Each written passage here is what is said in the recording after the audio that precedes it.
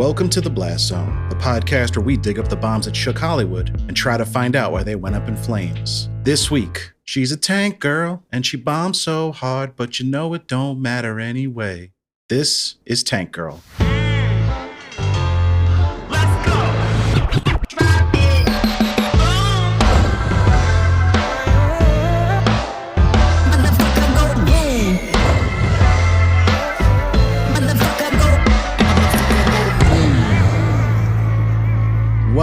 Welcome to The Blast Zone. Welcome to The Blast Zone. We are not a podcast about bad movies. We are a podcast about movies that did badly. That's right. I am Jon Drake, in-house film critic of my Letterboxd account. And I'm Ian Dukes. I'm a person with thoughts and feelings, and some of them are about movies. Movies like Tank Girl, which we're going to be talking about today. Very interesting movie, very unique, let's say. We're getting in the tank with Tank Girl. But before we get into that, Ian, how are you doing this week? Well, you know, I'm over here just huffing paint before we record, as I like to do. I don't really like it, but I've had to do it today. This is an update on my home repair journey. My walls have now been sealed up, coated with plaster and a couple coats of paint, and it smells interesting in my apartment, but I think that the worst is over, and I will be back to normal as soon as the paint dries, which I'll be watching for entertainment. You're sleeping in the bedroom tonight, even with the wet paint? I don't know. We'll see how it is. I've got the windows open and the heater on to try to accelerate the paint drying, but it may be a little bit headache inducing still. Hey man, there's nothing wrong with sleeping on the couch once in a while. No, sometimes it feels like a little treat almost. You get to watch TV until you fall asleep. You don't have to Exactly. A little staycation. Nice. I might try that tonight. I think I'm gonna have to change my intro because I realize I keep adding movies to my Letterboxd, but I'm not writing any reviews for them anymore. I'm just giving them a star rating and moving on. And if I'm the film critic of my Letterboxd account, I'm a pretty bad one. Well, that's your prerogative. I guess it's my Letterboxd. You can use it however I want. You can see my star ratings and maybe get a sneak peek of what movies are coming up, though, if you follow me on there. So that's fun. Absolutely. So you have some work going on in your house. I have no work going on in my house. I have work going on at the gym. I'm back in the gym finally. Wow. I was putting it off for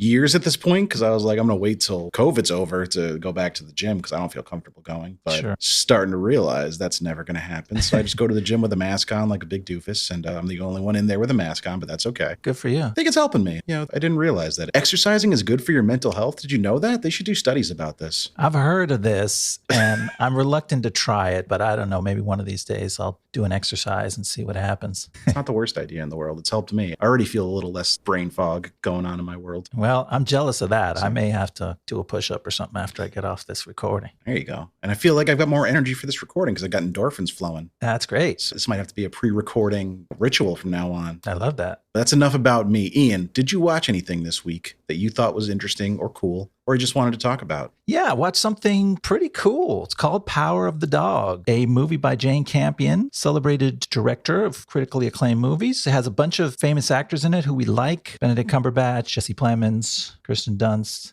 Particularly good performance from the young Cody Smith-McPhee, who you may know from other things. And I can't think of what any of them are, but he's really good in this. This is a really interesting movie. Going in, I didn't know what the movie was. And coming out, I still don't know what the movie was. Actually, I sort of know, but I can't say because the movie wants you to figure out what it is and it moves slowly. And as long as you go in prepared for its art movie style plot, where it's not a ton of forward movement, a lot of people in one place trying to figure each other out. If you can match the pace of the movie, it's really enjoyable. It's really finely crafted, really good performances, like I said, and all in all, a really great payoff. Nice. It's been high on my list. You know, every time I sit down to watch a movie, I see that runtime. I think it's 2.5 hours or something like that. I get a little intimidated and I back out for something a little breezier, but I do have to buckle down and watch it. It's, like you said, it's got a lot of people we like in it. Jane Campion, obviously a great filmmaker, and I really enjoyed her show, Top of the Lake. And also, coincidentally, Blank Check, a podcast I know we both enjoy, just started a Jane Campion series this past Sunday, so that'll be a fun one. Maybe I'll watch along with those to try to catch up on some of her back catalog. I'm not all caught up on, so definitely got to get in there. This could be the time. Yeah, it's getting raves. I love Benedict Cumberbatch. Love Jesse Plemons, Kirsten Dunst. They were great as a duo in Fargo, which I believe is how they met. Oh, okay. And now they're a happy couple. So. Oh, I didn't even know that. Were they a real-life couple? Wow. They're a real life couple and they met on the set of season 2 of Fargo, which is one of the best seasons of television ever made. Yes, you hipped me to that, and they are incredible as a couple on that season. So good. Speaking of television, I had a whole thing. I was going to talk about Ghostbusters Afterlife today, but that's going to have to wait for another week or maybe never, because I don't fucking care about that movie. I watched it 3 days ago and I barely remember anything about it. Like, I have no feelings towards that movie, good or bad. It just exists. But right before we started recording tonight, Variety dropped an article that Justified is coming back with Timothy Olyphant in the driver's seat as Raylan Givens. Wow. I don't know what Walton Goggins is doing because as far as I know, I don't want to spoil the original series, but I don't know if he's involved or not. Okay. But Timothy's back as Raylan. Now, were you a Justified watcher? I can't recall. I did a little slice of it, probably most of season 1, and then I just somehow got distracted. But I did really enjoy what I did watch. Season 1 is by far the worst season, too. So if you liked season 1, you need to stick it through because season 2 is just incredible. Okay. One of the best seasons of television ever made. What is with season 2 of FX shows just being absolutely superlative? Fargo and Justified. But really every season except 1 I would highly recommend, and I would still highly recommend season 1. Season 1 is just a little more case of the week, and the rest are more serialized, which is just how I prefer my storylines to develop. But yeah, great show. If you have Hulu, all the seasons are streaming on FX on Hulu. So you can get caught up easily before this comes out. And if you're listening to this and you haven't seen Justified and you like any kind of neo-noir Western setting, but with a really solid Elmore Leonard style writing and good dose of humor involved too, then check it out. Great cast, well written. One of my favorite shows of all time. So this just made my night. Great news. But after all that, it's time to talk about Tank Girl. Ian, what, if anything, did you know about Tank Girl when you sat down to watch it this past week? You know what? I came into this knowing nothing except that it was some kind of quirky comic book character thing. At the time when it came out in the 90s, I wasn't hip enough to be in on the alt comic scene to know her from her original comics. And you had to be hip back then to even know this thing was coming out, because otherwise you'd miss it, flash by so quick and straight back into obscurity. So yeah, I missed it. I could picture the girl with the goggles that's on the poster, and that's about it. All right. I was not a big Tank Girl acolyte. It was not a movie that I have strong memories of. I know I watched it. I know I thought it was strange. But then again, I was like 8 or 9 years old when I watched it for the first time. And it's a little subversive for someone that age, I think, to really grasp what they're going for there. But it is very fast-paced, action-packed. It does not slow down even for a second, which I think is one of the things that maybe hurt the movie in the long run. We can talk about that a little more when we get into the story. But yeah, it was a movie that didn't leave a strong impression on me either way, which I find hard to believe now that I've rewatched it twice, because it is a movie that I feel like garners strong reactions across the board. I didn't read a lot of reviews that were like, this movie's okay. You know, people really seem to dig it or not like it at all. And I came out of it thinking, what a fun, strange, sometimes really bad artifact of the 90s. It might be the most 90s movie ever made. It's very 90s in a lot of ways. It takes me back. In good and bad ways. The looks, the vibes, the soundtrack. It's got a lot of elements going on. Yes. The soundtrack is something that I know has endured. And I think I did listen to the soundtrack a decent amount, much like Crow City of Angels, where the soundtrack vastly outlived the merits of the movie. I think I was familiar with the Tank Girl soundtrack a lot more than I was with the actual movie. But all that being said, it's got a big cult following now. It obviously failed upon release or I wouldn't be covering it, but it became quite a popular movie nowadays. I know they still do movie theater showings occasionally. Became almost like its own little Rocky Horror situation where it has this rabid fan base that are eager to take in any more Tank Girl that they can get. I could see that. It also has a scene-by-scene pacing where something wacky happens in every scene, and so it would make it ripe material for people who want to relive the movie. There's a lot of little nuggets to grab onto. The pacing reminded me of nothing more than 30 Rock, honestly, with the way it's just madcap jokes on jokes, interspersed with occasional bursts of gratuitous violence. But it's just like the way 30 Rock would throw bits out nonstop. I was reminded of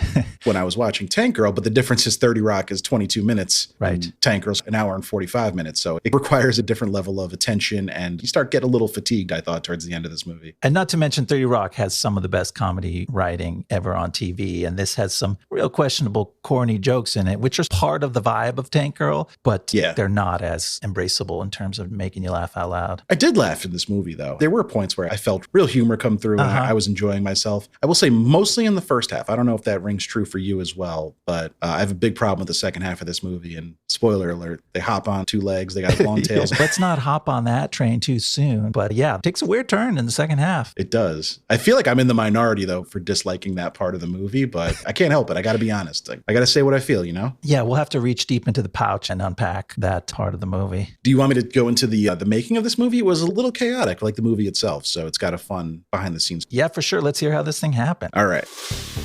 In the mid-1980s, Alan Martin and Jamie Hewlett met while studying at the West Sussex College of Art and Design in Worthing, England, and began collaborating on a comic called Adam Tan. While working on Adam Tan, one of Hewlett's sketches of a, quote, grody-looking beefer of a girl brandishing an unfeasible firearm, end quote, would become Tank Girl, and it would be published in Adam Tan as a one-page ad. And that month, they sold a lot of tanks. Tank Girl would become a series, published in the first issue of Deadline, a UK magazine intended to help new comic talent break into the industry. And Tank Girl would continue to be published there until the magazine's demise in 1995. The character would grow in popularity, striking a chord with indie, punk rock, LGBTQ+, and feminist circles. American filmmaker Rachel Talalay, who had directed two critically reviled horror films up to this point with Freddy's Dead, The Final Nightmare, and Ghost in the Machine, received a Tank Girl comic as a gift and immediately was inspired to direct an adaptation. She had a vision that one day Tank Girl could also be critically reviled. She opened lines of communication with Martin and Hewlett to get their input and was given a $25 million budget by United Artists. The film garnered some publicity after an open casting call was held for the role of Tank Girl, but Talalay later revealed this to be little more than a stunt, as the studio had already chosen British actress Emily Lloyd for the role. Stan Winston was so enamored with the project he agreed to create the prosthetic suits actors would wear to portray the human/kangaroo hybrid Rippers at half his usual rate. Which meant they could afford to make them twice as goofy. Filming would begin in June 1994, with multiple locations in Arizona and New Mexico standing in for the Australian Outback, but production would be less than smooth. Courtney Love, originally cast as Jet Girl, would drop out of the production following the suicide of her husband Kurt Cobain, but would later return to curate the movie soundtrack. Lloyd would be fired 4 weeks into production, the reason for which varies depending on who you ask, and Lori Petty, best known at this point in her career for playing Kit in A League of Their Own, was hired as the replacement, with Talalay saying, quote, she is crazy in her own life and the film needed somebody like that. Unfortunately, it needed movie ticket buyers to be a little crazy too. Filming would wrap in September of '94, but post-production would also be contentious, as Talalay would claim studio interference muddied her vision of the film, with the studio re-editing or completely cutting certain sequences. Released on March 31st, 1995, the film would receive mixed to negative reviews, currently sitting at 40% on Rotten Tomatoes, and would mostly be ignored by audiences, only making $2 million its opening weekend to finish in 10th place. It would drop to 16th place the following week with only $700,000, and would quietly limp out of theaters as a massive bomb, or maybe a comet that hit Australia. The film would gain a cult following in the years following its release, though, and now enjoys a substantial fan base, with Margot Robbie reportedly planning to reboot the film.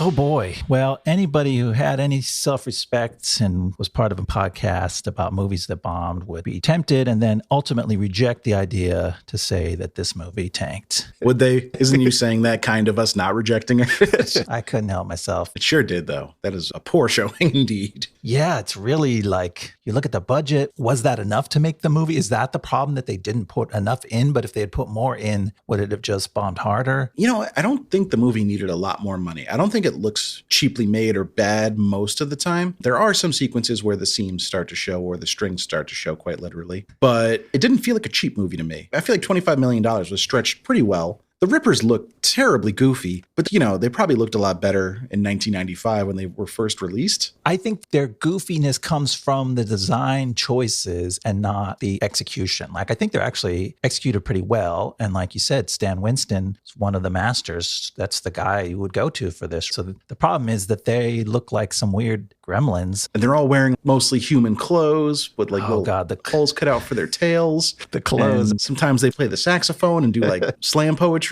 It's quite odd. A lot of weird choices in this. And they all come from the same place, which is the fact that the original comic is bonkers. It's wild. It's constantly making weird left turns and doing ridiculous things. And that's just really hard to pull off on screen. I think this movie had a really tough challenge to try to bring this comic to the screen. And it did it justice in certain ways, but in a bunch of ways, it doesn't quite get there. And it doesn't mean you can't still enjoy what it did, but it's a struggle at times. I think the comic was probably also less of a cultural firebrand than maybe they'd hoped. You know, like the built-in audience for this is probably not as substantial as they originally thought. And there are certain things that in the production that may have alienated some of the fans of the comic, but also you're not pulling in enough new fans when you're left with a movie for nobody. From a commercial point of view, I think a movie like this, it was always destined to find a audience on home video or streaming, just because it has such a specific tone that will appeal to certain people. But probably not enough to make it financially viable theatrically. I certainly understand the cult following and why it has such a big fan base, because if you're into the tone this movie strikes, then you're really going to love it. You take all these ingredients that you're describing, edgy counterculture IP that's not well known, that the filmmakers want to adapt authentically. They brought the original creators in and worked with them on this project. So they were dedicated to some version of the original vision, but you don't have a built-in audience for that. So the studio's always going to say, you need to make this Hollywood. You need to make this a story that makes sense and hits all these points. And you end up with something that I guess is half watered down to the point where the filmmaker probably fell short in some ways and the studio probably made it worse by trying to make it better in what they thought would be better. I feel like in 2022, this is easily an 8-episode Amazon show that is probably a lot more successful in every way. It has the feel of something like Invincible or The Boys. And those are nowhere near as counterculture as the original Tank Girl comic was. I don't want to make that comparison, but they're a little off kilter. They're a little offbeat, have a weird mix of humor and like gratuitous violence that's played for laughs sometimes and played seriously other times. And I just think something like this premise could use a little more time to breathe, and it would have been more successful that way. For sure. That's why it's interesting that Margot Robbie is looking to reboot it, because what was edgy in the 90s seems very milquetoast and tame today. The stuff that's going on in The Boys is fucking make people shit themselves in the 90s. Like that wasn't happening outside of like cult movies that were getting X ratings and couldn't be shown in theaters. You can be much more edgy. There's more people that can execute the sort of extreme stylistic moves that convey that comic bookness in a way that people go, oh, I get it. Yes, I can see the comic bones of this. Whereas here, this slips so many times from that comic edginess. It's like, what is this weird thing? This is a weird world that the filmmaker is trying to show me. And I can tell that it's coming from something with some depth, but I don't understand it. And it slips from that into, this is a stereotypical B-movie, sci-fi, schlocky thing, right? Like it's very easy to slip over that line from cool and funky into dorky B-movie stuff. And that's what is at risk here all the time, of it's slipping off the cool ladder and onto the schlocky ladder. And I think it's firmly on the cool ladder until the Rippers show up is where I fall on it. I can't stress enough that I was totally on board with this movie until they became, and even the Rippers are teased in a good way. You know, they're built up as a pretty formidable threat, and you feel like, oh shit, these guys are going to be really cool when they show up. The teases are scary and cool. And their arrival could not be less scary and less intimidating when you actually meet them. No, which is on purpose. It's a big reversal, right? They are these fucking death ninjas that are just tearing people's innards out and leaving them bleeding on the sand. And then they turn out to be dopey and cuddly and weird and quirky. But it goes way, way over. But I thought in terms of the schlockiness that the bad guy, the Malcolm McDowell character, Kessler, which is a name that I can't say. I just always turn it into Kessler for some reason. Because that's a real name? Because that's a real name. And it's also as smooth as silk. What is Kessler? Is it a liqueur or is it an actual whiskey or something? Kessler is something that you would have a little flask of in the parking lot at the show when you're 19. A blended whiskey. Oh, okay. It is known for the slogan, smooth as silk. There we go. It does not look fancy. You made me feel like it was going to be fancy. It comes in a plastic bottle. It's not fancy. That's what I'm saying. It's parking lot booze for underage kids. Yeah. At least that's what it was for me. Yeah. Now I got to try a bottle of this. Anyway, Kessler is smooth as silk, does not appear in this film. It looks like Pete Postlethwaite on the bottle, actually. From far away. We're going to put that in the episode notes. We got it. There's an old dude on the bottle that looks like Pete Postlethwaite. Maybe from far away. I didn't zoom in. If only we had a bottle. This episode would be that much more enjoyable. If you read the show notes before you queued us up, hopefully you're drinking some right now and it's going down smooth as silk. Though I doubt it. Just looking at it. I got acid reflux looking at a picture of it in a glass. All right. Yeah. So you think McDowell is a problem with the movie? I liked him, but he is such a heavy-handed sci-fi movie villain. He's twirling that mustache as hard as he can. He is. He's in danger of ripping it off his face. He's twirling it so hard. And he's the guy to do that. If you're going to have someone do that shit, it might as well be Malcolm McDowell because it's fun, but it's also like the movie gets more juvenile in a way that's not cool and quirky, but it starts to be dorky, for me at least. Yeah, I didn't love him in this. I really liked him a year earlier in Star Trek Generations. That's one of my favorite Star Trek movies. I thought he played a great sci-fi villain who's also mustache twirly, but like a little more subtle. He has some decent scenes in this. I would say he's another weak part of the second half of the movie. I thought he was fine in the first half, but then there's some real goofy shit that happens with him at the end of this movie that we'll get into. And it drives the point home that my opinion is the first half of this movie, good. Second half, falls apart a little bit. But do you want to walk us through the story? We're talking a lot, and I feel like we need to start getting into the meat and potatoes. Yeah, let's jump on in. So it is the year 2033. A comet has wiped out most of the Earth's people, and an evil company called Water and Power controls most of the scarce remaining water. A girl named Rebecca, played by Lori Petty, lives with some friends in a renegade outpost in the Australian desert. But Water and Power wants the water beneath their land, so they attack, killing Rebecca's boyfriend and taking her and a little girl named Sam prisoner. Rebecca is forced to work in the mines, where she befriends a timid mechanic named Jet, played by Naomi Watts. But Rebecca refuses to work for the head Water and Power honcho, Kessler, played by Malcolm McDowell, so he tortures her. Then Kessler hauls Rebecca out and sets her on a suicide mission to investigate the source of the Rippers, mysterious creatures who have been killing his men. Just then, the Rippers attack, decimating Kessler and his WP soldiers, which allows Jet and Rebecca to escape in a jet and a tank, respectively, fulfilling their destiny to become Jet Girl and Tank Girl. Yeah, that's a decent amount of plot going on there. I did find it interesting that only the bad guys have Australian accents in Australia. Australia is sparsely populated with Australians in this particular rendering. Did everybody move to Australia? Was it like one of the last safe places after the comet? Could be. So it's like a mishmash of cultures. That would make sense. Yeah, it's barely Australia. It could have not been Australia. I mean, it's not Australia. It's New Mexico. It's okay. That's true. And then it starts with a vista of the Golden Gate Bridge. Is that so? That just to confuse you about where you might be. Was that? I'm fairly certain it's Australia, though. Yes, I think it is the Golden Gate Bridge.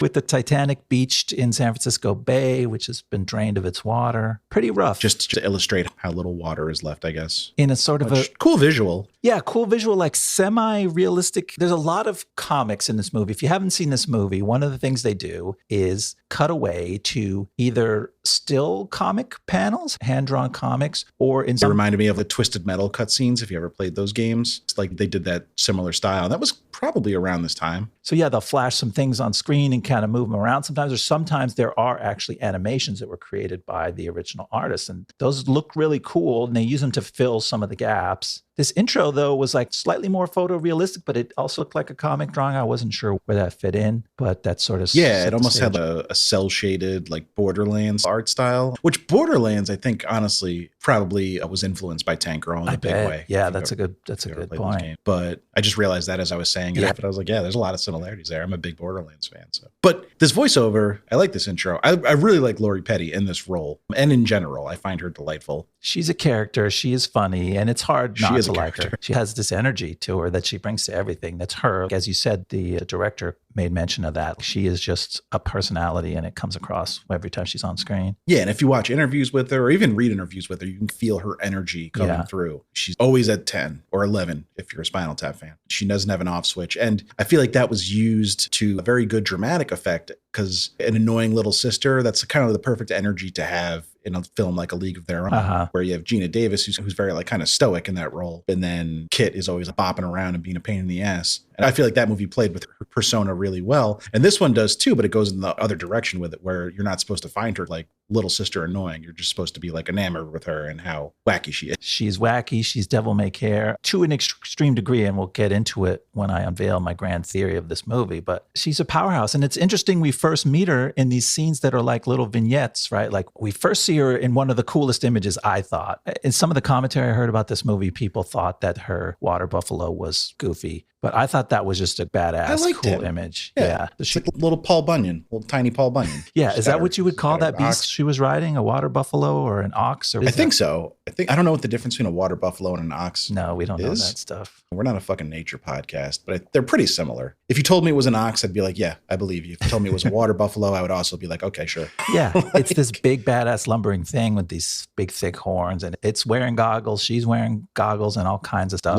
Love the goggles on the water buffalo. Good touch. They're day glow pink and green. Do they have little windshield wipers? There's just like a lot going on. But then sadly, he is shot in the head. Yeah, he doesn't last very long. He goes to water buffalo heaven, and she has to get a tank to replace him. But he was a nice partner for her at the beginning. He was the original Tank. He was. And then before we even know too much about her, she's doing an accent. There's a confusing scene where she stalks up on her boyfriend, who we don't know is her boyfriend, and she holds him at gunpoint and gets him to strip down. There's these little scenes that are like comedy vignettes that are goofy, and they grab you, and you have to figure out where you are and what's going on. And you have to do that a couple times at the beginning. which to me has the feel of the comic. I'm not an expert, but I tried to catch some of the original appearances of her in the comic, and there were these very short things. There were these little 4-page black and white stories, very quick and very dense vignettes, these little scenes that just had a weird, crazy premise and a couple big punchlines. And so sex in this relationship is very role play based. Yes. We see two potential sexual encounters and they both start with interesting role play. That's right. But the second time, she's literally cutting up her outfit as she thinks her boyfriend is approaching. It turns out to be some water and power goons. But aren't clothes like really valuable now? That's a good point. They're taking them off bodies at times. It seems like they're in short supply and she's just going to cut them up for a little sexy time. Perfectly good pair of overalls. They would be valuable to anybody else in this world. But Tank Girl just don't give a fuck. Like nothing means anything to her. That's one of her defining features. So That's true. The fact that she kept these leggings, that they weren't already ripped to shit when she's running around the desert fighting bad guys is a miracle. And yet, with no hesitation, she hears someone who she thinks might be her boyfriend sneaking up behind her, and she's fucking cutting her tights off. Yeah. So then we meet Kessler in an interesting scene where he basically makes one of his underlings walk on glass towards him because he fucked up. Yeah. Did you get the same read on this scene as I did? Is he a little aroused by the guard's pain? Or not the guard, he's like a high-ranking goon. He's walking across his class and Malcolm McDowell's just getting there. Like, he's like biting his lip. He's like, I maybe didn't notice all the details that you did, but there was a weird dynamic between them. Little BDSM kind of vibe coming from Kessler in this scene. I mean, there's a foot fetish thing going on. He's like, take off your shoes, walk to me. But then he shames him, humiliates him like a real man wouldn't have taken off his shoes and walked across the glass. So there's a very weird dynamic between these two guys. And then it comes to a dramatic end right there as he stabs him with his little water suck machine. What would you call that thing? Water suck is good. Yeah, it takes his blood and is able to extract the water from his blood somehow. Very high tech, very useful. And I can understand killing your goons pretty flippantly if you get, 4 ounces of water out of one, which seems very valuable. A nice warm glass of water out of the deal. Yeah. 98-degree glass of water. It's a cool device, though. I thought that was one of the wins of the movie in terms of not all the gear and the special futuristic stuff is that impressive, but that was like this one little thing that was just cool. I don't know, the little container accordioned out as it filled up, bubbling with water. And I was just like, I like watching these people die with their fluid strained into this little thing. It's fun. Yeah, no, it's a cool little device. It begs the question, if they have this technology, though, they must have some way to filtrate their urine to make it safe to drink, because that seems less painful and lethal. And less effort than defeating Tank Girl, yeah. They could be doing that, and this was just his way of, making this guy die for his warm glass of water. Yeah. Let's talk about Naomi Watts. Her first big American role is Jet Girl, this wayfish mechanic who is getting hit on pretty relentlessly by Sergeant Small, played by Don Harvey, who just always plays like a creepy weirdo scumbag. He's a good scumbag, that's for sure. You recognize that face, right? You know him. I thought I did. I couldn't say from what. This was like the youngest I'd seen him. I knew him as a late middle-aged man. Okay. From stuff like The Deuce, The Night Of. He usually plays either cops or criminals. Okay. Like authority figures or slimy, weird little like hustlers. But he's got that kind of face. But yeah, he was a young man in this movie, and it was interesting to see him still leaning into his typecasting as a weird little jerk. He's a jerk, and he tortures the poor, timid Naomi Watts character, who's at first called just Jet. Is Jet actually her first name? Because that seems to be what they refer to her as even before she becomes Jet Girl. You know what? I don't know. I'm not going to pretend like I know. Yeah. I call her Jet Girl. That's a fine name. Yeah. There's a few characters that are just named Word and Girl. Like Tank Girl, we know her real name's Rebecca, but then there's Sub Girl later, Jet Girl. So I don't know. The reality of this movie is heightened, to be clear. So yes, for sure. We don't need to get hung up on that, I guess. But Naomi Watts, I thought she was good. That's not like a big revelation. Naomi Watts is one of our finest actors. She has a really hard part to play in this because the character is so timid, comically timid, and that creates the dynamic between her and Tank Girl, who is comically overconfident. But I felt a little bad for Naomi Watts because I like her so much, and she had to play like the losing side of these scenes with Lori Petty, and I was like, oh, it's a rough job, but she got her break. Yeah, Lori Petty in this movie is going to suck the oxygen out of any scene, and you're not going to be left with much to work with. Yeah. And we both came across like an unsubstantiated quote a couple times that like Naomi Watts hates this movie and is ashamed of it, but I couldn't find the source of it, so I don't want to say that as a fact. But, it was her first big American movie. She's obviously gone on to bigger and better things. But I don't think she comes across poorly in this. I think she does a good job with a pretty thankless role. I would agree. She doesn't get to really do something that you go, oh, yeah, I fucking love Jet Girl in this movie. I mean, she has one big scene where she overcomes her timidity and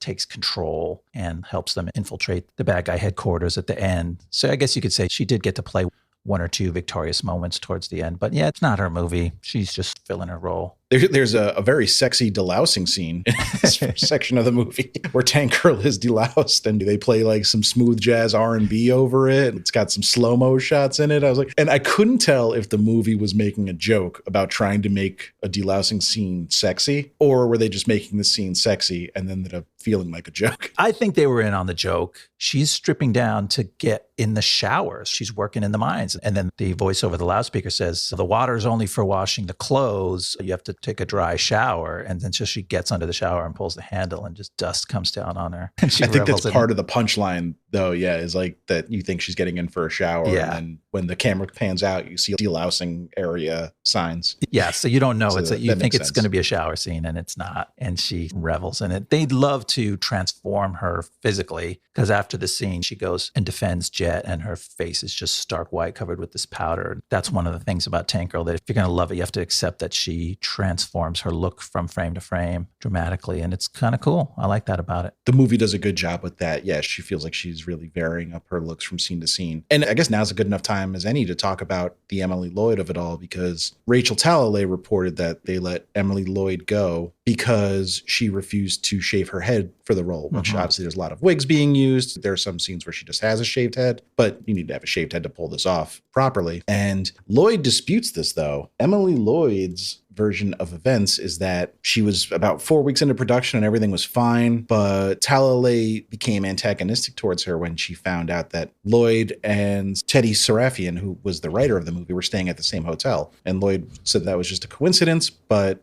for whatever reason, she was still let go from the production. And we've never really gotten a clear-cut answer as to why she was let go. But Emily Lloyd's career was a strange series of events with her being cast and then losing these kind of high-profile roles. She turned down the lead role in Pretty Woman that would make Julia Roberts a megastar. Wow. Because she'd already agreed to be in Mermaids, but then she was fired from Mermaids. Oh. And then she was fired from Husbands and Wives in 1992. And then she was fired from Tank Girl in 1995. Damn. Apparently, yes, she had some mental health struggles around this time as well. I don't know what came first, if it was losing out these roles or if that's part of the reason she lost these roles, but she seems to be doing better now. She wrote a book called Wish I Was There, which I can only imagine, goes into this in great detail based on the title. Yeah. But interesting story. And yeah, we don't really know what exactly went down that led to her dismissal. But yeah, her version has some inferences to it, but they're wide open. Like, what does that mean? She was at the same hotel with the writer. What would that infer that the director would find so objectionable? So it's hard to know what happened, but it certainly would have been a different movie without Lori Petty. It feels like it was Lori Petty's movie. Tank Girl is Lori Petty and Lori Petty is Tank Girl as far as I'm concerned. I can't imagine. Even Margot Robbie, who's Harley Quinn. And I'm not even sure if Margot Robbie has plans to star as Tank Girl. Right. I know she was interested in producing the movie, but I don't know if that extends to her being Tank Girl. But there's definitely some Tank Girl influence in her Harley Quinn, I would say. Yeah, it's definitely characters in the same vein, some of the same vibe to them. So you can see a thread.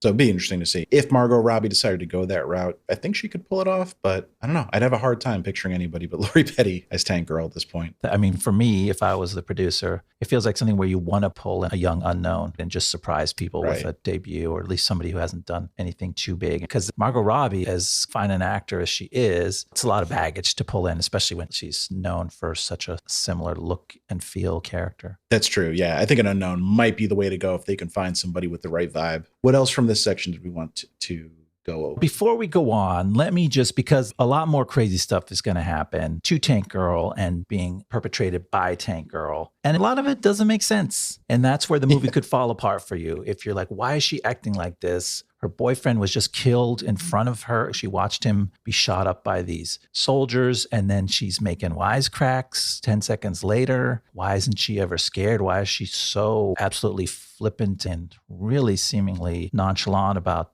facing her own death? And my big theory that just popped into my head after about 15 minutes of this movie and all these things happening is that she's not a mortal human person. That Tank Girl is a sort of a trickster god character, a puckish sort of a fairy who's not deeply involved in the affairs of mortals, and so really doesn't care all that much because she's not really at risk. She's just having fun playing in the world of people and making things happen. And she has interests. She has some people that she bonds with and cares about. Jet Girl and the young girl Sam. Booga. And yes, and her kangaroo boyfriend. And I'm not saying this is canon and this is how you have to interpret it, but if you have trouble connecting with this movie, try that version on for size because it makes it easier to swallow and not get alienated from the character. Like, why doesn't she fucking care? She's just being too weird. But if she was Bugs Bunny, she would be perfectly allowed to do that and you wouldn't feel alienated from her. So she is sort of that trickster character that really can go way beyond and not giving a shit and always joking. I did have a note about her lack of emotional response to her boyfriend being killed and her little family unit being broken up and her ox being shot. Right. So when I read this theory you had, yeah, it resonated with me. I think this is a fun way to watch the movie. Yeah, it's like an escape hatch. If you're like, oh, I can't connect with this movie, something to try on. And then just to cement, right when I was like, oh, so far my theory's holding up, it works this way. Then she gets imprisoned by Kessler and thrown into this freezer where she's in a straitjacket, nearly freezing to death. And they zoom in on her and she looks up into the camera and her eyes are this crazy bright ice blue and her teeth are a weird dark color. And I'm like, this is a sprite. This is not a human. Like she's changing colors based on the temperature. What's going on? And I believe her only complaint about the straitjacket is that it makes it hard for her to masturbate. Yes. So yep, there she is again. She does not seem to be overly concerned about her circumstance. And that's one of the scenes that supposedly the studio fought with Talalay on. There was supposedly a lot more raunchy humor in that scene, and that was too much for them, and they cut it way down. They cut a lot of raunchy humor from it. Apparently, when we're still at her house, before her family is broken up, we get to see her bedroom, which is apparently decorated in like dozens of dildos just everywhere, which rings true for the character. But I don't know how that would affect your rating. Like, are dildos considered nudity? Would that push them to an R? I don't know. They're in that realm of their depictions of male genitalia of a sort, and also the uncomfortableness of the fact that she's sharing this house with a bunch of children that seem to be roaming freely around the place. There would be a lot of things for prudish MPAA people to freak out Welcome about. to Cock Talk with John and Ian. And guess what, folks? We're not done. There's more cock talk to come. Oh yeah, stay tuned. Shall we proceed through the movie towards the next chapter? Let's do it. All right, so back at his headquarters, Kessler gets cybernetic surgery to repair the injuries he sustained at the hands of the Rippers. Tank Girl and Jet Girl meet Sub Girl, who clues them in on where Sam has been taken, and she lets them use her garage to customize their vehicles. The girls head off in their souped-up new vehicles and sneak into a brothel called Liquid Silver. They rescue Sam and humiliate the madam by forcing her to sing a song. But water-empowered troops attack and take Sam prisoner again. After this defeat, Tank Girl decides they need to recruit the Rippers for help against Water and Power, and they search until they find their underground lair. The Rippers turn out to be an abandoned project of genetically modified half-kangaroo super soldiers, but they don't trust the girls, so they interrogate them and send them on a dangerous mission to test their loyalty. Thankfully, the girls prove themselves on the mission and are welcomed joyously into the group. Sadly, I had my microphone muted because you missed my laugh when you said genetically modified half-kangaroo super soldiers. One of the hardest things I've ever had to say. It's a string of words that make no sense when put together, but it's in there. Yeah. The Rippers are half kangaroo, half people. Except for the one guy who is half He's a dog. third kangaroo, a third dog, a third person. Oh, okay. He definitely has a lot of people qualities for a guy who says he comes straight from a dog. Yeah, technically he's half, this is Booga we're talking about, right? He's half dog, half kangaroo, but he speaks English, which neither dogs nor kangaroos do, as far as I know. I'm not up to date on the science. And he enters into a consensual sexual relationship with Tank Girl, which... he was really just half dog, half kangaroo. Is problematic for other reasons. It's problematic as is, but I guess you're just trying to take it too seriously. Yeah, so I'm going with he's a third dog, third human, third kangaroo. Okay, I like that. He doesn't have that many dog characteristics. He doesn't play fetch as far as we see. It's more his dopey attitude that he's playing that like cartoon character dog who like wants to chase the ball and has He just seems like a stoner. Yeah. They could have just said, I was Jeff before. I've smoked a lot of pot. Now I'm like this, That would have worked too. That's the vibe I got from him more than dog. But whatever. Not a detail worth getting hung up on, I guess. Does this kangaroo have dog quality? This is also a nature show. We both caught a very noteworthy cameo in this section of the movie. The legend himself, James Hong. Yes. R.I.P.D. Oh, he's a repeat customer. That's right. That's where we know him from on this show. Obviously, we know him from lots of other. I can't help. I always think of him as the Blade Runner eye creator. I think his name is Hannibal Chu in Blade Runner. And that's my James Hong that will always live dear to my heart. But I've always associated him, and this is my fault, not his, with Balls of Fury, the ping pong comedy. Wow. Okay. Sure. Why not? Was it Dan Fogel? Is that his name? Dan Fogler. Fuck is that guy doing now? Balls of Fury is a movie I am desperate to cover on this podcast, but it was privately financed. Oh. So I cannot find out what the budget was. So I don't know if it was a bomb. Was that like a movie that was just trying to capitalize on dodgeball with a knockoff? Or yeah, absolutely. But it also has a weird pit fighter, Mortal Kombat style element to it as well, with this kind of tournament to the death, but ping pong. It's a movie I love. And I know that I shouldn't. It's definitely a guilty pleasure movie for me. I feel it every time I watch it, but I still can't help myself. It sounds like it. Yeah, but I'm going to do some digging. I'm just going to email Dan Fogler. He's probably not doing anything else. No, yeah. See how much does this movie cost? Come clean, buddy. We need to know for the show. So we get our first glimpse at the customized tank and customized jet, which has some interesting add-ons that they've figured out how to alter the fabric of matter. Yeah, they added a lot. They took away a lot. They reshaped the tank. It was one type of tank, and now it's a much smaller, different shape of tank. Can you just do that with a wrench in a garage? I'm almost certain you cannot, but if you're a magical trickster god from another plane of existence. That's what I'm getting at here. Yeah, she might have cast some kind of spell and shrunk her tank down, and now it's just... But Jet Girl did it too. She stole this thing that was a big flying troop carrier wing thing, and then when it pops out, it's a little 1960s Sabre jet. It's a totally different plane altogether, and it's got a badass paint job. It does have a badass paint job. They got real busy with a blowtorch and just went to town on this thing, cut it down. But yeah, it's cartoon logic and it's cool. It's just, these are the moments where you're like, should I roll with this? What am I supposed to do with it? And if you're prepped to believe all this stuff is just cool as hell, then you just roll with it. And you're like, fuck yeah, she just turned her tank into a badass tank. And it is cool. The production design is so cool on it. It's just covered with knickknacks and decorations and shit. And it's really neat. They did a really good job of capturing her essence in the tank. Yeah.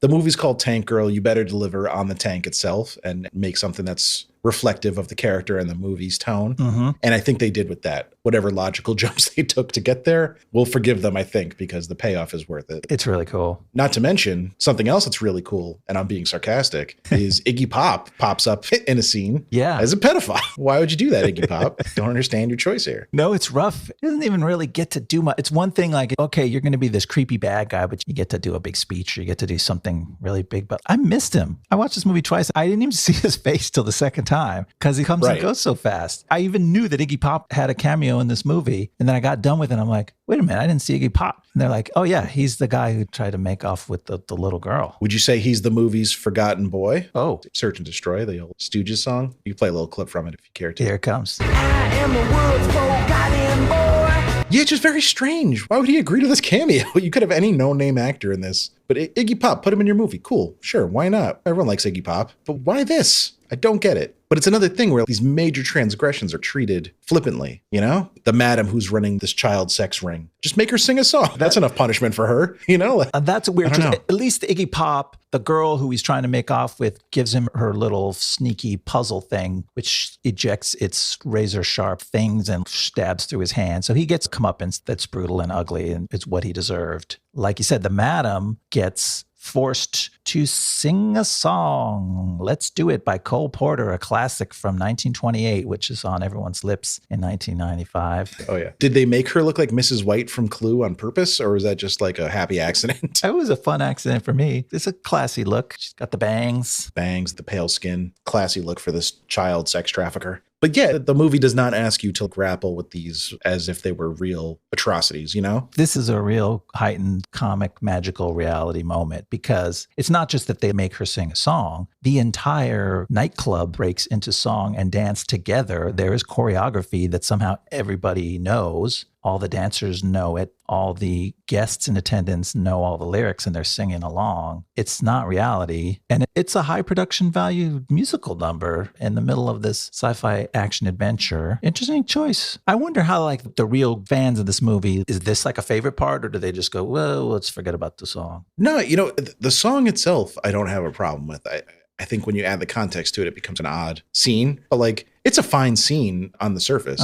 So I would imagine if you treat this as almost like a Rocky Horror thing, when you watch it in a movie theater with a group of people, or you get your friends over and have a few drinks and watch this, I could see this being a favorite scene that everyone kind of sings along with or whatever. Yeah, I can see that angle. It's got that vibe to it. I don't know any like Tank Girl super fans, so feel free to hit us up. Yeah, let us know. This is one of the scenes you guys love because it's well executed, but it's even like the cinematography choices in this scene make it feel like it's from a different movie, like very old Hollywood, the way it's filmed, which was a cool choice. Yeah, it's well executed. I want to hear, hit us up. Do you know all the lyrics? So let's do it now because of this movie. It's time to talk about the Rippers. Okay, let's rip into them. What the fuck? I'm just going to Google a picture of them so I have them up on my screen so I can just look at them. They reminded me of the dinosaurs from the TV show Dinosaurs. Yes. That's what they look like to me. And it's all their things. It's because they have a cutesy half animal look with prosthetic things and remote control ears. So they have these expressive faces, and they have that, like you said, their costumes. Each one has a different type of clothing that goes along with their personality. They live in a funky abandoned bowling alley. That's pretty cool though.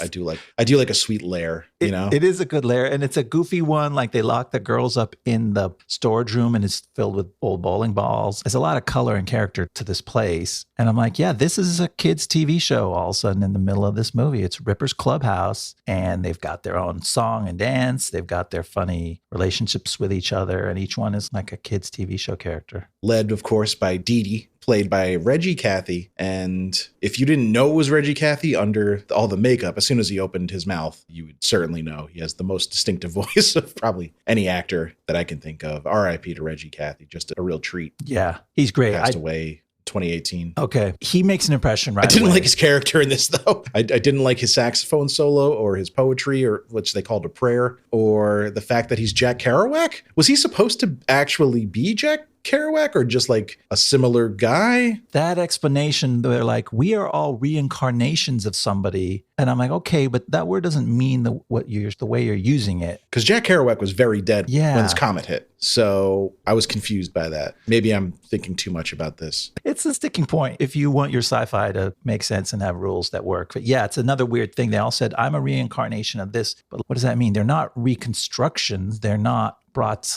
They're not reanimations. But they do talk about DNA, right? So it's not a spiritual reincarnation. It's enacted with the help of DNA, because our dopey friend, I already forgot his name, Booga, says, I have dog NDA, and he gets corrected. Oh, really? I didn't catch that. Yeah, we might be overthinking it. I was just confused by that. It became a little bit of a sticking point in my brain. Yeah. Other thing that makes it weird is they are these cutesy, funny caricatures that seem to belong on a children's show, but they're super horny. And that's so horny. That's weird when that comes up and they're like, we should hump the girls. You're like, whoa, what's going on here at the Ripper's Clubhouse? This is not how we do things. The one time that made me laugh is when one of them asks Jet Girl to dance, and she goes, I don't know how to dance. And he goes, it's okay, I have a condom. Yeah, exactly. They are weird. They are intrusively horny. Are kangaroos like famously horny? I don't know. We should ask an Australian, because we've not been there. No, I've never been to Australia. Don't even go to the kangaroo exhibits at the zoo. I find them creepy. Oh, really? They're too muscular for animals. They can be. And they got the kick. Those kicks look like they hurt, man. Yeah, they're I don't dangerous. want to fuck with a kangaroo. No. Yeah, I don't. No, thank you. I'm staying far away from Australia. Yeah, we are. No, I love Australia. I do want to go visit Australia, but I'm just not going near the kangaroos. I want to visit the people of Australia. I don't necessarily want to visit all the wildlife of Australia. Yeah, watch out for the drop bears. Oh, You know about the shit. drop bears? Don't Google the drop bears. Very scary. And then there's so much fucking weird stuff in this section of the movie, especially. There's the calendar shoot, which I forgot. The movie turns into the full Monty briefly. Yeah. So we talked about it in the synopsis that they sent them on this dangerous mission. They're like, oh, we don't trust the girls. They could be working for Water and Power. Make them do this mission and intercept this shipment to prove that they're on our side. And Tank Girl pulls another bag of tricks out of her bag, a full-on Bugs Bunny kind of a deal where she puts a scarf over her head and glasses and plays this character. Does a photo shoot. This photographer. Yeah. It's like art director, photographer, and does a photo shoot with the sexy men of Water and Power. Yeah. Spoiler alert, they're not that sexy. They're not sexy. And this is another place where the intercutting of drawings from the comic were used to strong effect. So every time the shutter clicked, they would show the comic version of the same character you were seeing on screen. Good effect. I enjoyed it there. Yeah, that kind of amped it up. It was still felt weird to me that they had to lean on the comics to inject more energy and some zing into the film. But this is a hard thing to do, to pull off a Bugs Bunny thing in a live action and have a regular looking person convince other regular looking people in a supposedly semi-real world that although you are some workmen shipping weapons, someone sent you to do a photo. This is totally unreal. And then they get super excited and Jet Girl gets overly excited and she has to be dragged away because she's so into taking the photos. It's silly. It's goofy. It is silly. Yeah, but it's silly and goofy in a way that I enjoyed, which differs from my experience with the Rippers, which I did not enjoy for the most part. Could not enjoy. It's their dance, man. That's when they almost lost me. I almost had to bail out. Yeah. The prayer. They call it a prayer, but it's really just a song and dance. It's a song and dance. Solo. And it is such a kid's show. Like they're in a circle, just like stomping around. Oh, it's real tough to watch. And Ice-T is in there too, just going along with all. He went along with it. He's paid $800,000 to be in this movie. And he's cool. He plays the badass, skeptical one of the crew, and he's good in it. I thought he was going to be more, I think it was much later that he became a caricature of himself after years and years on Law & Order. Is that the name of his show? He's on Law & Order SVU. Okay. It's been going for 20 years now, probably, on that show. He became kind of a self-parody, self-caricature on that show where he just delivers these one-liners. But he's putting more into it. Like he's in this fucking ridiculous 50 pounds of prosthetics all over him. And he's fucking acting. I got to give him credit. T-Saint, he was, yeah. The most believable of the Rippers because they're built up to be this formidable fighting force. And he's the only one you buy as like a real warrior. Everyone else is too busy just trying to hump. One of them even succeeds. He does. Booga and Tank Girl consummate their relationship. Yeah, she goes for the dopey dog boy. And they filmed a sex scene with a 12-inch prosthetic kangaroo penis that Stan Winston, beloved special effects maestro, labored over for probably weeks. Probably cost tens of thousands of dollars to make this fucking kangaroo cock. This is more cock talk with John and Ian, by the way. He agreed to do it for half price, so they got twice the length for half the price. What a deal. He was like, no, pay me my regular fee, but I'll make your 6-inch kangaroo dick into a 12-inch. And lo and behold, we never even got to see it. The director defended it, though, being like, we filmed it beautifully. It was very classy. Like the prosthetic kangaroo dick was filmed very beautifully. Did you see the version that's on YouTube? There's like a very grainy VHS copy. Somebody leaked the kangaroo dick. You can't even tell what it is. Maybe it's because I think I watched it on my phone. Like I couldn't tell what I was seeing, but it was like a camera panning up across the two bodies laying on the bed. The classical sort of post-coital shot. Except this time between a kangaroo / dog / man and Tank Girl. Yeah. All right, you want to take us home, Ian? Here we go. So the Rippers realized that the water and power shipment they hijacked was actually a setup, and that among the crates they stole, they find the dead body of their beloved creator, Johnny Prophet. Furious and hungry for revenge, they all plan to attack Water and Power and take down Kessler once and for all. They infiltrate WP headquarters, and the Rippers start killing dozens of soldiers, while Tank Girl goes straight after Kessler. She fights him one-on-one, but his new holographic head makes him hard to kill, until she dumps a bucket of water on his head, and then uses one of his own devices to drain his bodily fluids. Then Jet Girl kills the officer who used to torment her, and Tank Girl rescues Sam. In a final animated montage, the girls and the Rippers celebrate together in a rejuvenated world where free-flowing water has been restored. Cool. This last section of the movie kind of dragged for me. I've got to be honest. It's weird. It drags because there's a lot of action movie, third act, mechanical fighting that they got to get through. But yeah, at the same time, there's a bunch cut. Right? There's this whole plot line around Johnny Prophet, who's the guy who invented the Rippers, who did the science and is their father figure. And they talk about him, and then they open a crate, and there's this dried up corpse. And you're like, you kind of know that you're supposed to recognize him because he was supposed to be in the movie, but he wasn't in the movie. It's just, they just start howling and freaking out. And it's like a weird scene, like, you know, you missed something. Do we know who was cast as Johnny Prophet? No, I didn't see that anywhere. I couldn't find it either, but somebody had to play that corpse. Yeah, that's true. Did they not even get a corpse credit? I'm trying to find it. Maybe they just took him out of the credits. I do find it interesting that this guy turned them into these kind of half kangaroo, half human things. And they're like, we love him for that. Yeah, he was a good dude. He brought him along. Some of them needed more help, I guess, like Booga. Just the work that Johnny Prophet did with Booga would make Jane Goodall like shit her fucking pants. She spent all this time working with the apes He got this dog / kangaroo to learn English and basically function in society. On the other hand, the work he did might make the people at The Hague shit their pants, because I think what he did was a crime against humanity. So, oh yeah, I'm sure the Geneva Convention would not approve of what he did here. But engineering super soldiers out of innocent kangaroos / innocent-ish people. Wasn't one of them like an auto parts retailer? Yeah, they each chime in with their dopey backstory. I was this. Yeah. Poor guys. Now they're fighting in a war against Malcolm McDowell. He's a hologram. Like, we know the names of 3 of the Rippers because they had their big parts. The Ice-T one, the Jazz Bow, played by Reggie Cathy, obviously Booga. And then there's the 4th guy who has a bunch of lines, and I just didn't want to see him on screen. I don't care who that was. That was enough. He was not Ratface. Was he Donner? I don't know. Yeah. One of them is Doug Jones, who went on to play several other very successful prosthetic. Doug Jones. Credited as original Ripper, additional Ripper. Oh, he's additional. Okay, so he was a background Ripper. He had not come to the fore. Yeah. But if a dude is good at acting in prosthetics, we know that. He's Guillermo del Toro's guy. Yeah. He was Abe Sapien in all the Hellboy movies, except the new one that sucks. He was in The Shape of Water. The dude is a prosthetic magnet. He basically can't act unless he's covered in latex. Yeah. very interesting. I'm sure he can act just fine, but he doesn't get that many chances. I think he has a few roles, I believe, where he's just, a dude, but he's a gifted physical actor, obviously. For That's sure. kind of what he ends up. Yeah. Yeah, interesting. So I wonder if this was one of his first roles. Got on that track. Dee Dee's tragically killed, obviously. Yeah. During the initial battle. Did you shed a tear for a dear friend? I was just kind of pissed. Or a saxophone solo? I was pissed because I did like him because obviously he's a very charismatic actor and I liked the way he came across, except for the sax solo, which was beyond corny. Yeah. But other than that, he was a great sort of leader of the group. And then they're like, we need to flip the light switch. And he's like, fuck it, I'll do it. And he runs out there and gets shot. And then I was like, why did you do that? Why couldn't you just snuck up and done it? Because after that, these guys are so superior as fighters to these dumb soldiers that they're facing. They just dispatch all of them so easily. It's like, why did the leader have to fucking suicide mission? Didn't it seem like unnecessary? It did, yeah. You knew a Ripper was going to die. It had to happen. And it had to be one of the ones we knew. So you're right. Just narratively, it had to set some stakes. So I guess I understand it from that. But he could have had a little bit more of a glorious ending.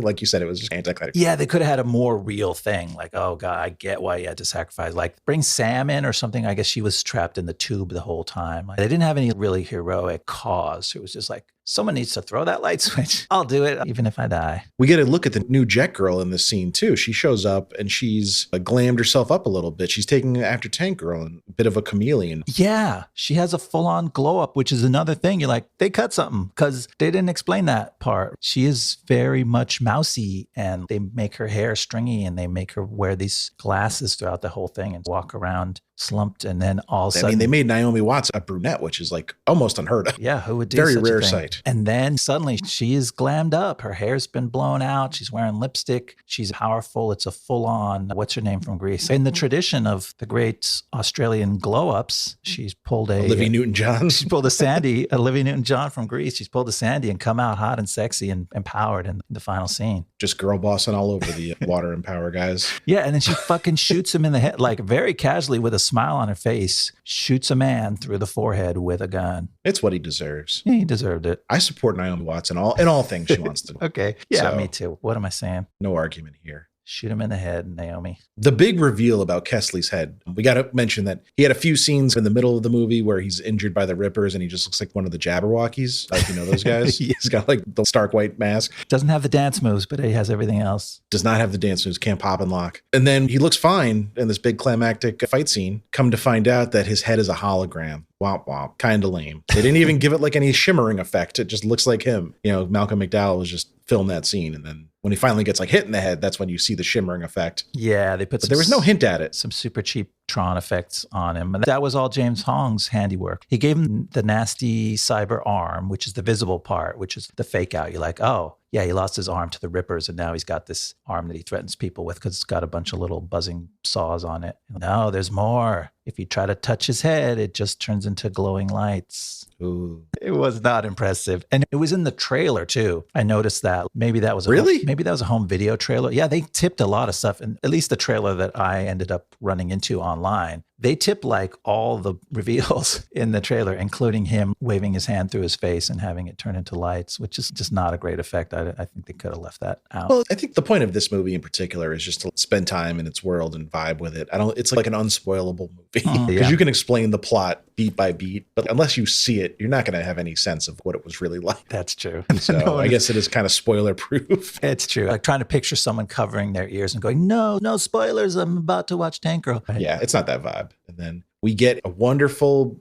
Barry Sonnenfeld, but with a little bit harder of an edge rap outro, the 90s style from Ice-T, T-Saint himself. Big Gun, I believe is the name of the song. Okay. I like the drums in it. The beat is in an antiquated hip hop style that still kind of kicks ass. I'm a big fan of like boom bap drums. Yeah. You know, that was the era in which I grew to love hip hop the most. I'm still a sucker for that type of drum. And Ice-T always rapped over minimalistic beats, which is interesting considering then he would go into his heavy metal phase with the Body Count, which is obviously like a very kinetic group. And I forgot about that phase. I never listened to Body Count. I just remember it being a thing. Body Count wasn't great, but you know, they were very unique at the time. So like I gave them some play for being different. Yeah. Not the best metal or hip hop you could get. But Ice-T's really singing in some of those songs. He's not a bad heavy metal frontman. That's cool. Yeah. I might go back and re-listen to some of those albums. It might be time. So that was Tank Girl. Quite a film. Interesting film. I expected to hate it, and I didn't hate it. I did not hate it. I really liked parts of it. Yeah. Overall, I'd say the Rippers drag it down to the point of being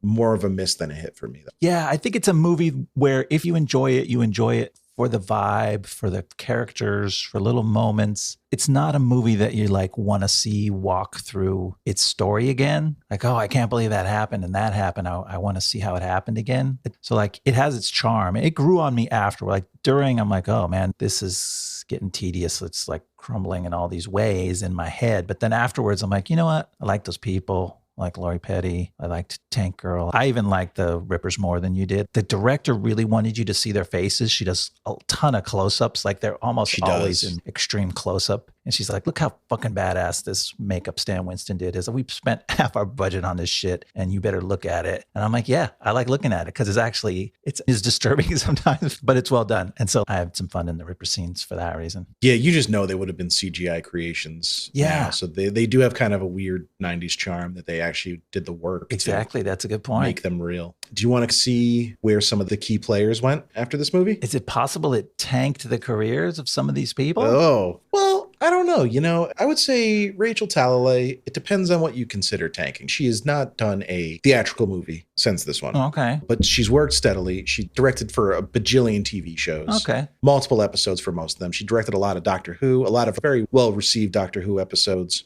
She directed a movie for Netflix in 2020 called A Babysitter's Guide to Monster Hunting, which got pretty good reviews. You know, Netflix doesn't release streaming numbers, so we don't know if it was a hit or not, but I assume it did fine. So she found her own little groove in the world, and she still seems. She talks about Tank Girl a lot. She gets asked about it a lot because it's taken on its own life as a cult favorite. She seems to have bittersweet memories of it. Obviously, she clashed with the studio a lot, but she's come to look back on the movies mostly fondly, I would say. The movie was written by Teddy Serafian, who we mentioned in the story about Emily Lloyd. He seems kind of like a nepotism baby, though. Yeah, to be perfectly honest. His dad is Richard C. Serafian, who is a famous screenwriter, filmmaker, and his uncle's fucking Robert Altman. So kind of helped him get his foot in the door. He had only written one movie before this, and it was called The Road Killers, which probably sucks. But listen to the cast. Christopher Lambert, Josh Brolin, Joseph Gordon-Levitt, and David Arquette. Wow. Pretty good cast there. Yeah. I kind of want to see it now. I kind of want to turn it on just to see what those guys look like in 94. Josh Brolin was in no man's land back then. He was almost persona non grata in Hollywood for a time in between like The Goonies and his big comeback in the aughts. So I wonder if that was his period in the wilderness. Yeah. He also apparently wrote some of Rush Hour. He was uncredited though, so we don't know what that was. Okay. Got a story credit in Terminator 3, which, if you're keeping track, is not one of the good ones. Okay. Wrote and directed a movie called Altergeist in 2014. It's like a sci-fi horror / comedy. Got decent reviews. I don't know. And he's currently the CEO of a speaker company. That is correct. So he's got like a day job and he just writes movies and when he's got free time. Yeah, he pivoted into being, I don't know if you can call that a tech bro, but he's like a startup CEO kind of a dude. Yeah. Good for him. So good for him, I guess. The soundtrack was assembled by Courtney Love, like we mentioned. Sadly, she had to leave the film. But it's a very different movie with Courtney Love as Jet Girl compared to Naomi Watts. Really? I don't know that she can play mousy or, Yeah, she's pretty decent actress, but it would be definitely going against type for her. She's a strong actress, I would say. Yeah. This was, when did The People versus Larry Flint come out? Because that was her big breakout role. Okay. Yeah, I forgot about that. I remember seeing it when it came out. That was 96. Okay. So that came out a year later. Yeah, she was really good in that. If you haven't seen that lately, it's worth checking out just for her. And Woody Harrelson is always, can't miss with him. Yeah, we're fans of him. A little fun fact about this movie. Did you know that 3 of the Spice Girls met during that open casting call? That's crazy. If this movie didn't happen, we may have never gotten the Spice Girls. So they're like, we want to be a tank girl. And they're like, no, but maybe a different kind of girl? Think about that, ladies. We've got this paprika. We've got this marjoram. If you thought about being another type of girl, and they were like, oh. So yeah, Emma Bunton, who is, I believe, Baby Spice. I don't have this in my notes, so I'm just going off memory. Okay, so if I get this wrong, don't yell at me. Victoria Beckham, we know, is Posh Spice. Sure. We know this. And Jerry Horner, later Jerry Halliwell, I believe, who is Ginger Spice. Right. Okay, I could place her for sure on the spice rack. Is she the same? Am I getting that right? Yes. Okay. Jerry Halliwell is Jerry Horner. I knew the name Halliwell. So I got them right, I think. Bjork was offered the role of Subgirl. Okay. But dropped out and was replaced by Ann Cusack. A subliminal role, pretty much, by the time the movie was edited, ironically. Yeah. Barely exists, but could have been something if maybe we got to see the extra scenes that they shot. Bjork went on to be a very good actress in her own right. She's been in some good stuff. She, I guess, did not have a great time making her breakout role, which is Dancer in the Dark, which is too bad. You never like to hear that, but it's a great performance from her in that movie. And she left a great song on the soundtrack of this movie. I don't really know Bjork's music too much, but that's one that I recognize, and I like that. I think it was used somewhere else because I didn't just hear it on the radio. Army of Me, I think, is the Bjork Bjork didn't song. get a ton of radio play. My favorite Bjork memory is, and feel free to cut this if it's too long, but for my 18th birthday, I tried shrooms for the first time, first and last time. Okay. Did not go well. I don't think I have the disposition for hallucinogens. Okay. I think I'm too anxious a person. So had a bad trip. They took me to my friend RJ's house to calm down. We're watching Saturday Night Live. I'm going through it in the corner. And there was some animated thing they did. Remember Bjork's swan dress? Yes. So they did this cartoon where the swan on her dress came alive and attacked her. Oh, shit. And I'm in the middle of a bad trip on shrooms watching this. I'm like 80% sure this skit really happened. If anyone can confirm for me that I didn't just imagine it, but I remember it vividly. And that was one of the worst nights of my life. Oh, and damn. I always remember the SNL skit about Bjork's dress coming alive and attacking her. Yeah, that's intense, man. That does not sound like a fun way to mellow you out, show you some freaky ass swan attack. No. And not to mention I had a concussion at the time due to other circumstances related to the bad trip. Oh, damn. I'd hit my head on a rock. So they kept throwing water on me so I wouldn't fall asleep. So oh, shit. I just trying to drift off to sleep, and then they throw water on me and I wake up and I see the swan attacking Bjork. Don't let John fall asleep. Make him watch the swan. It was fucking horrifying. One of the worst nights of my life, but I remember it all these years later. So at least it was memorable. It's a good story now. I'm glad you told it on the pod. Thank you. The Catherine Hardwicke was the production designer before she would go on to join the Hollywood elite and direct stuff like 13, Lords of Dogtown, Twilight. She's quite a successful director on her own. Yeah, for sure. Now, but she was a production designer back then, and she worked on this movie. Alan Martin and Jamie Hewlett sadly did not like this movie. Yeah, it's a bummer. They've called it a bit of a sore point for them, which, as far as British people go, is just like a terrible takedown. Yeah, they're ripping the shit out of it. That's as rough as they get. One thing I thought was funny, and I wonder if this is true or just what they told them, is they said that they wrote a bunch of scenes that filmmakers, quote unquote, forgot to make. And that's why they had to draw them and put the animated bits into the movie. Part of me wonders, like, did the filmmaker just say, like, no, I'm not filming this stuff, and then they had to fill it in later? Or did they really forget? Yeah, that sounds like them trying to be funny or spin it. Because to me, the scenes that got animated were the ones that were outside the budget. That's one of the weird things about this movie is, like, several times where it goes for some peak moments of the movie, it cuts away from the live action and illustrates them. And the animations are cool as hell. I love the animated parts, but you think to yourself, they couldn't afford this thing that they needed to show, like their water skiing scene at the end. There's some other big scenes, the scenes of taking the tank out for a spin and doing crazy shit, jumping over canyons with the tank. These were things that, like, oh yeah, I get it. They couldn't have made that scene and had it come off. So they just had him animate it to bridge the gaps. But it gives you this feeling like, are they cheaping out? Like, why did it have to go to this? But these guys, it sounded like they felt like they were forced to patch the holes in their own vision in this unsatisfactory way. Which I can understand being frustrated regarding that. But I don't know. I think the little animated sections do add a unique flavor to the movie. And I feel like it wouldn't feel like Tank Girl without them. Yeah, I'm conflicted about them because they are cool as hell on their own, but they make me think less of the movie at the same time. And we should talk about Jamie. Was it Jamie Hewlett is the artist amongst this pair? Alan Martin is the writer. Alan Martin did the writing. And Hewlett did not suffer. He went on to found Gorillaz with his friend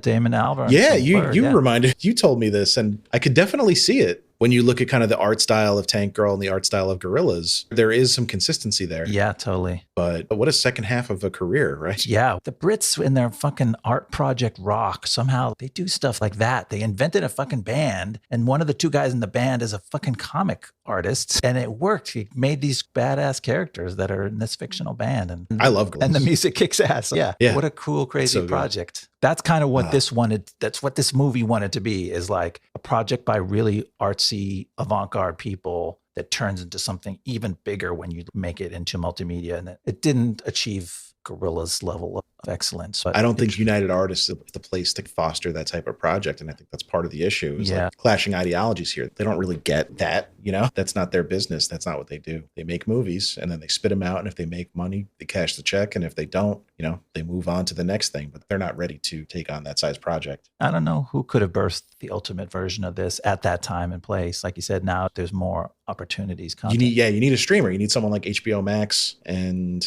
there wasn't the infrastructure for it. Tank Girl was ahead of its time. Yep. And I don't say that like sarcastically. It really was. Tank Girl rolled, so stuff like Deadpool could run and stuff like Gorillaz could run. The box office performance is almost perfunctory to talk about. It opened in 10th place, like we mentioned. The only other major release that week was Tommy Boy. Tommy Boy. Which made $8 million. Another PG-13 comedy without, the action elements of Tank Girl or the subversiveness of it. So I don't know how much audience overlap there would be there. I think Tank Girl just had a very specific audience that wasn't in the theaters at the time. Did you have any final thoughts about what went wrong with the theatrical release of Tank Girl? I think I might have tried to make this point earlier, but for me, it's summed up in that coolness factor. It's the same thing we were just talking about with Gorillaz. It's like they couldn't achieve cool with what they were working with. Some combination of the studio environment and just the filmmaking technology at the time. Like too much of it veers into schlocky. And I was like trying to imagine someone describing Bugs Bunny to you if you've never seen Bugs Bunny, and they're like trying to pitch you on a scene. That's a rabbit and there's a prospector that's after him. And then this next scene, he builds a set of bleachers and he leads an impromptu crowd that's made up of himself in a rousing cheer, and it fools the prospector. You'd be like, what the fuck? That is the stupidest shit. What are you talking about? But like Bugs Bunny is so fucking cool and badass that he sold that. And it was like a combination of talents of Mel Blanc and the animators and the writers and everything. But you have to achieve some level of cool to make that stuff fly. And this movie had at least great elements like that could have got you to. I mean, Lori Petty, we don't say that she wasn't cool enough for this role, but somehow it couldn't gel. So it crumbled down from Bugs Bunny sublime into some cheaper knockoff cartoon that just wasn't going to fly with new audiences. I get what you're saying. And